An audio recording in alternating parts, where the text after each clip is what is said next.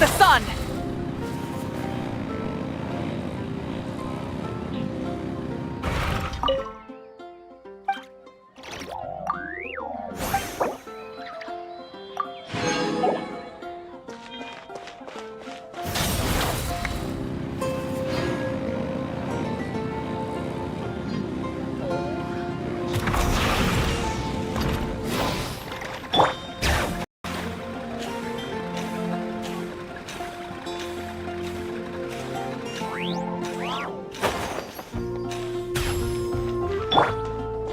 Light it up!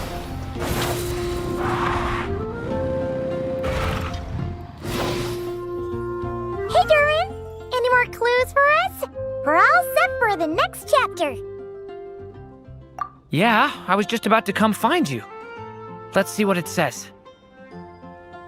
Now sprout to life the story's seeds, stirred by wind-born melodies. Then on that breeze the music leaves, fading into distant memories. Seek the place where wind and tale entwine, and once there, make 3 riddles into verse, and 3 melodies into song. For in poetry and song will this story start to blossom. Come on! Another riddle? All that talk about wind and melodies? What do you think the answer could be?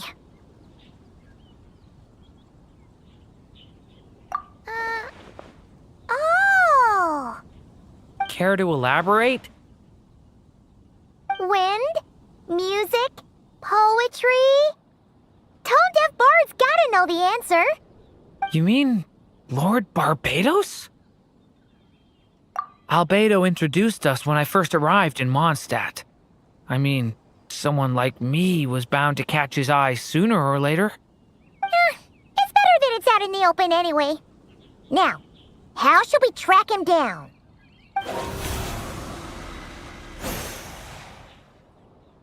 I'm pretty sure he's already caught wind of what's going on here. Why don't we just see where the wind takes us? Right. He definitely makes it easy to forget he's a real god sometimes.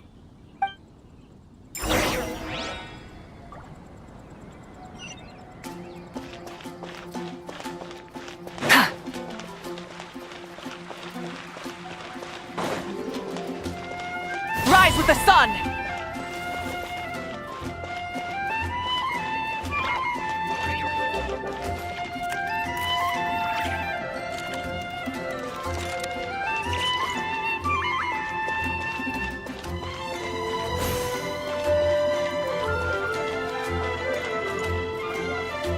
Traveler, Paimon! What a sight for sore eyes! And the little dragon from the fairy tale world. I heard your voices calling out to me on the wind. Something about needing help with a riddle? Sorry to disturb you, Lord Barbados. Disturb me? Not at all! To tell you the truth, I'm just as curious about this riddle as you are. Let me take a look.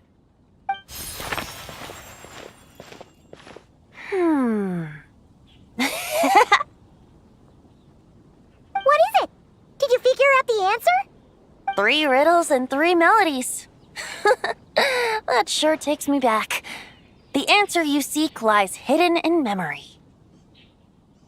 Looks like running to Tone-Deaf Bard was the right call after all. Long ago, those mages came to Mondstadt, seeking to test their strength against mine. But I replied, let us make music, not war, and resolve our conflicts through song.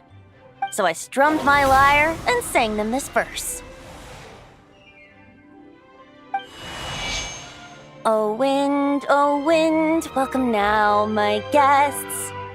Pass through verdant leaves unseen, where shape your formless self may take, and offer up a graceful scene, a fleeting gift for welcome's sake.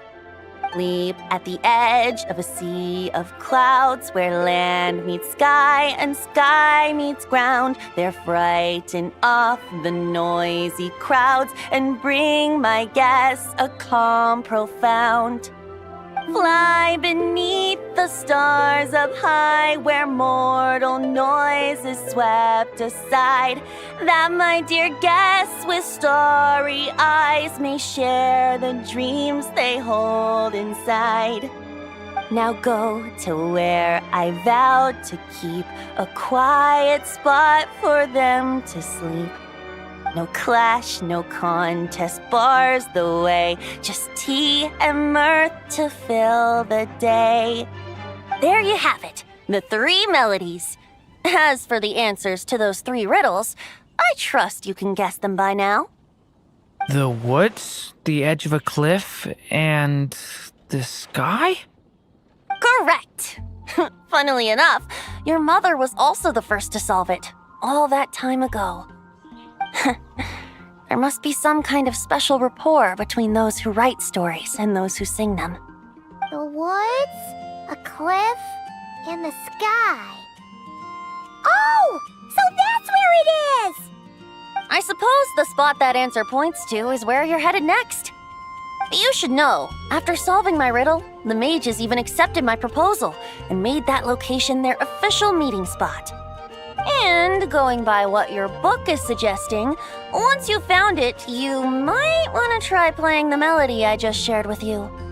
Guess you can be pretty reliable when it counts, huh, Great Animal Archon? Thanks for the help, Lord Barbados. Still got questions for me, huh? Yeah, you must have read countless tales in your time, being a wandering bard and all. In your experience, why might an author consider a story unfinished? Unfinished? Well, I guess if there's something left to accomplish in the story, or, if the last line goes, "To be continued." Huh? Wow, your helpfulness lasted for like 1 second. In all seriousness, I would think the answer to that question lies in your mother's story itself. It's not my place to pry any further. All right then, we should get going.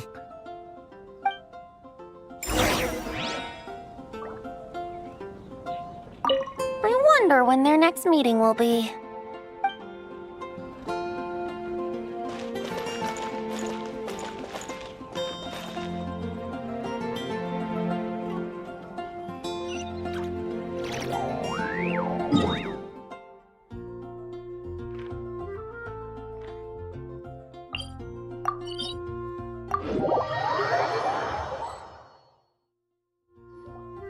Okay, we're here! Now, we just need to play the 3 melodies, and we should be able to gather the memories for the next chapter, right? A musical performance? Huh. Out of all the things Miss Lisa has taught me, that's the one I'm worst at.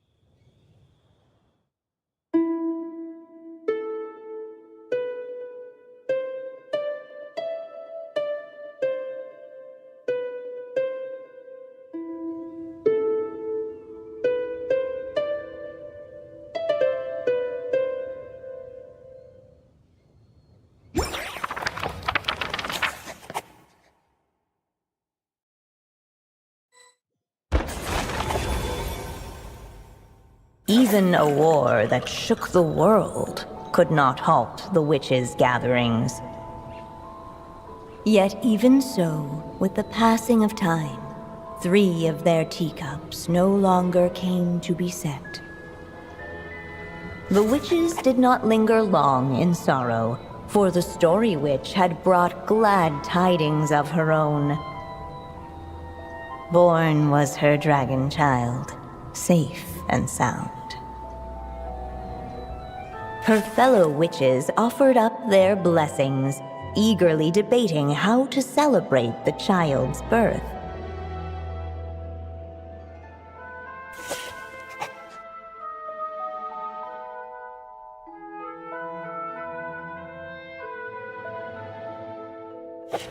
In the end, they settled on the sweetest candy they could find.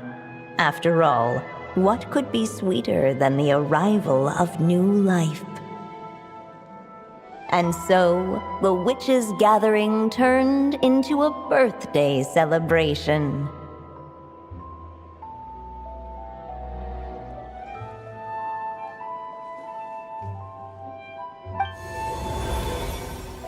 So, we're back in the story world, huh?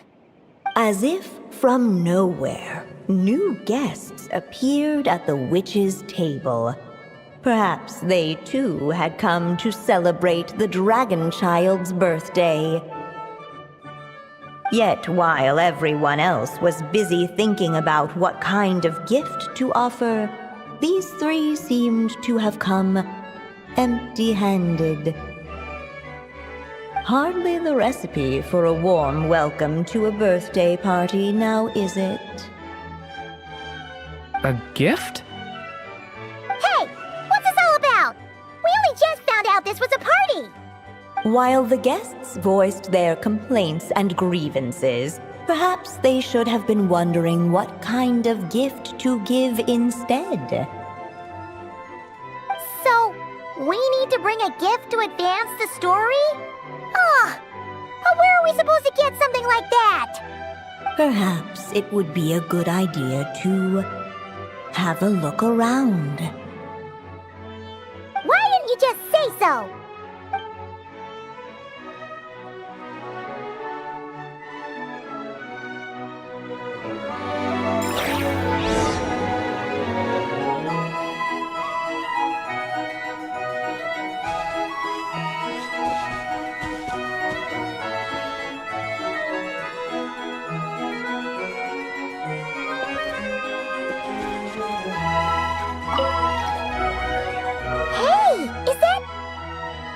Other Durin? Hey, Mini Durin! Nope, no reaction. Seriously, did he doze off at his own birthday party? Brought to life by the witch's magic ink, the dragon child played with animated glee each time the tip of her pen danced across the page. Yet she could not spend all her time writing. For the upcoming witches' gathering, she had no choice but to set down her pen. But before doing so, she wrote one last line. So did the child drift off into blissful slumber.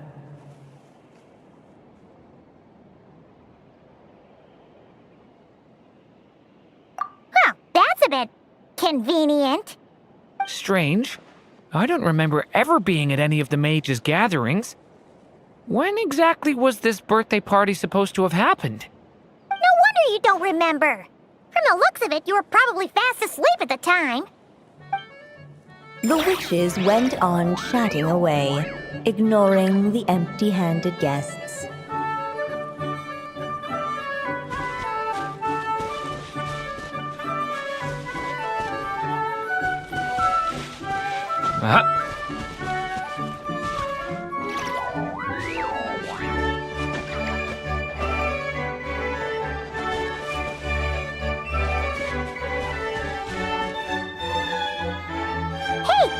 Could we use these as gifts, maybe? At last, the guests found something to give the dragon child. Guess that's a yes, then. Which one should we go for? Still, the guests wondered what kind of gift might the little dragon really want. should they put a warrior's sword in his hand and send him out on an unstoppable quest to save the world. Or perhaps a wandering hero's slingshot and the promise of a life of endless, uncharted adventure. Or maybe even a scholar's tome and the chance to take on all the world's unsolved mysteries. Okay. Wow. That's a lot of pressure all of a sudden. Oh yeah! Technically, we're actually picking a gift for you. So, which one would you prefer? You want me to choose? Wow, this feels kinda special. How come? For as long as I can remember, I've spent most of my time living in the stories my mother created. I always thought my mother had everything written out for me already, just like the toy figures in Constellation Metropole. What I wanted to do with my own future. Huh. That's something I've never really thought about. What did I want back then?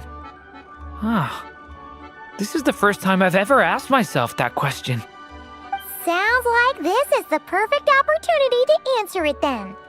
It's been a while since you left Simulanka, and after everything that's happened, it might be about time to start thinking about your future. Then let me give it some thought.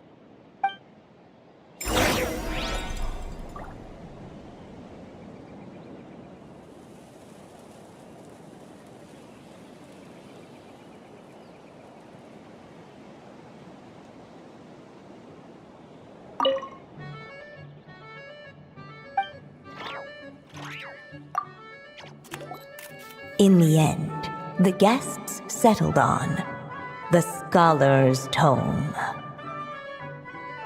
So you're the scholarly type, huh?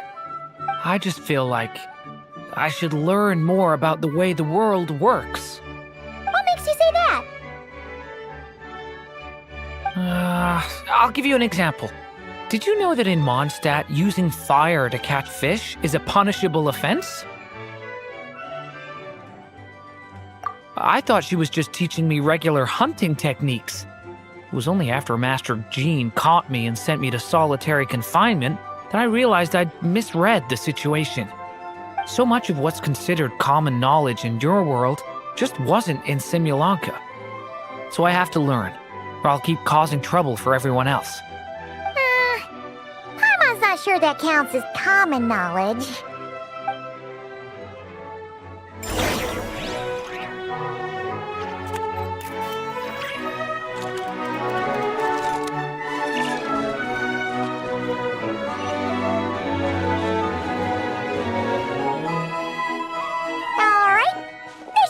Now that we've got a gift, right?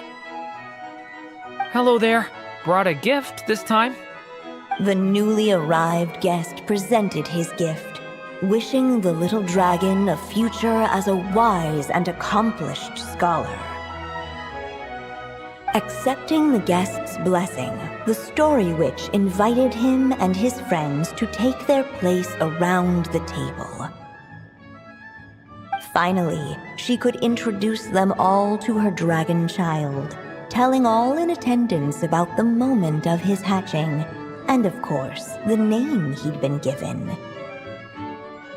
It was then that the Seer Witch, diviner of the stars, withdrew her gaze from the heavens and turned a sorrowful glance upon the little dragon. You gave him the same name as that evil dragon? That's right. But the life I intend for him shall be very different. What folly, to love so blindly. For as you must know, a name is the mirror of destiny itself. He who bears an evil dragon's name must also inherit the fate of its previous owner. His fate has been foretold. Then I'll rewrite it. The witches at the table fell silent, for they knew the Seer Witch's words had never once proven wrong. Yet, just as clearly, they recognized the Story Witch's resolve, For there is scarce a force in this world more fearsome than a mother's love. At last, the Merry Witch stepped forward, dispelling the uneasy silence. So be it. Then we'll all lend a hand. Together, we shall rewrite this child's fate. You mean to defy one of the fundamental rules of this world? I refuse to be shackled by such rules. Besides, this is a witches' gathering, is it not? What could be more fitting a subject for this occasion than to defy them? Oh? Sounds like an interesting experiment. I suppose, were we to succeed in this endeavor, we might bring a touch of wonder to this otherwise dreary sky of stars. The Merry Witch finally talked them all round, just like she had done many times before. Warm and strong as the sun she was, so much so, in fact, that those who her light shined down upon had no choice but to bask in it. And so the witches readied their gifts, 3 marvels of the cosmos. For this child, I shall decipher the ravings of the heavens and lay bare before him the trickery of fate. For this child, I shall leave a formula powerful enough to unravel the very origins of this world, that he may seek another solution for the conundrum of his life. For this child, I shall call upon wondrous magic to make possible his impossible wish. All the Story Witch had was the pen in her hand, yet with the love that flowed from it, she resolved to bring forth a marvel of her own.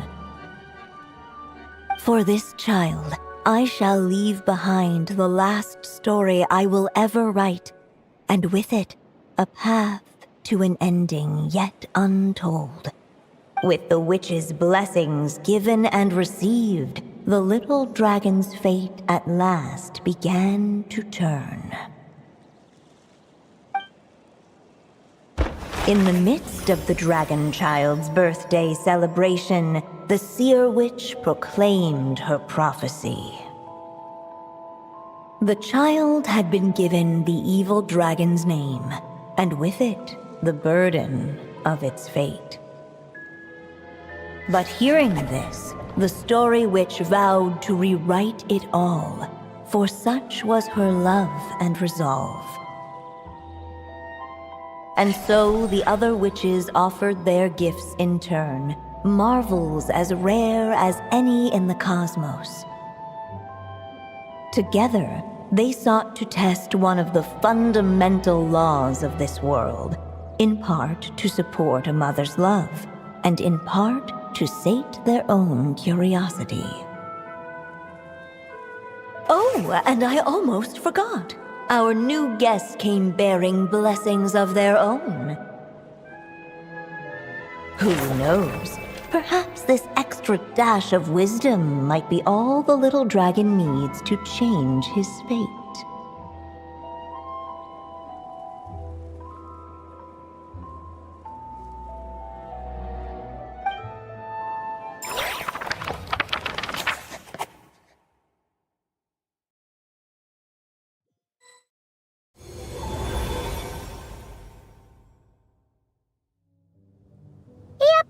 Looks like we've completed this chapter, too. Those witches in the story were the mages of the Hexen Circle, right? They sure seem to care a lot about you, Durin. But, Paimon kinda had trouble following their conversation. Just a bunch of mystery, as usual. The evil dragon's fate. Oh, is that what you're worried about? But didn't we already take care of that? Ah, the mages must have had a hand in that, too. Also, I was just thinking, which part of the story are we even meant to be completing? Oh, it feels less like we're filling in the gaps and more like we're adding something new altogether. But we use the ink, right? And the book hasn't given us any more clues, so that must mean our task is complete. At least for now. Yeah, I guess we're doing something right. Maybe I'm overthinking things. It's just, this is my mother's final wish, so I don't want to mess it up. Anyway, thanks for all your help. I'll let you know as soon as the book reveals a hint about the next chapter. Okay then. See you in the next chapter.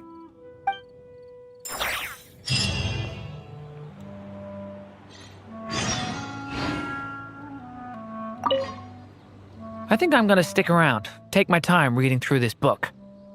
If you feel like jumping back into the story, just come find me.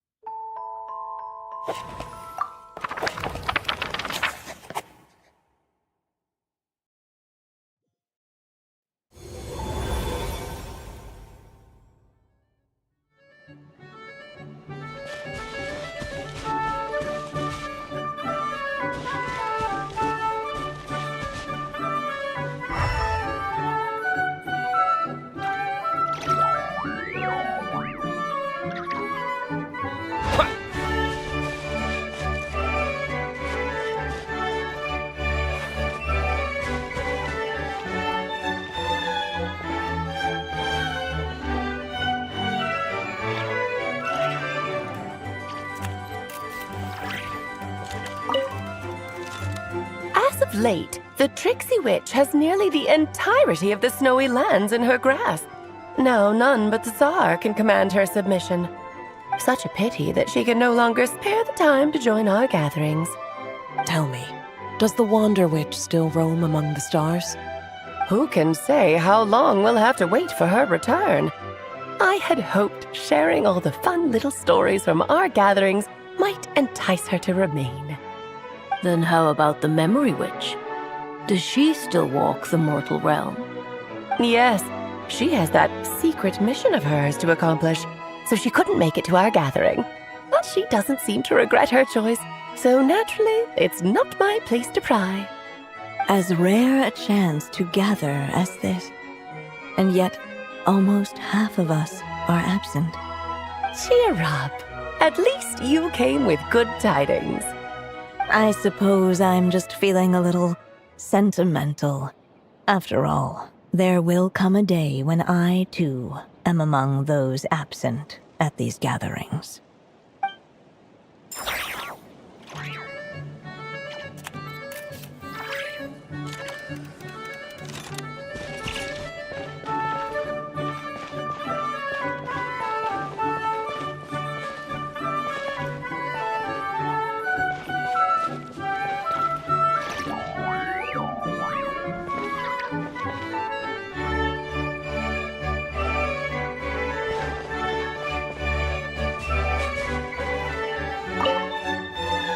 As of late, the tricksy witch has nearly the entirety of the snowy lands in her grasp.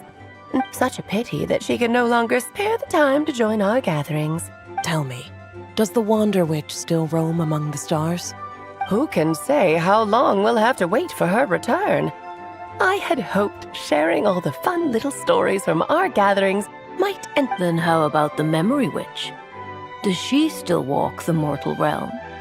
Yes, she has that secret mission of hers to accomplish, so she couldn't make it to our gathering. As rare a chance to gather as this. Cheer up. At least you came with good tidings. I suppose I'm just feeling a little sentimental. After all, there will come a day when I, too, am among those absent at these gatherings.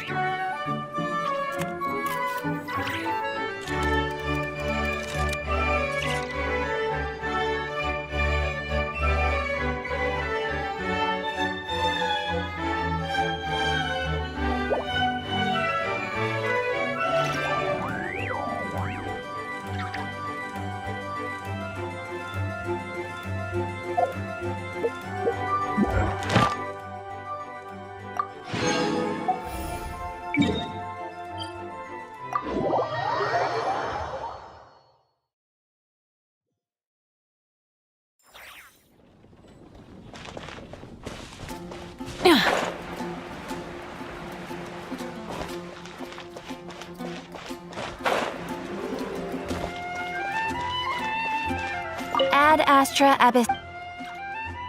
Thank you for Ad Astra Abyss.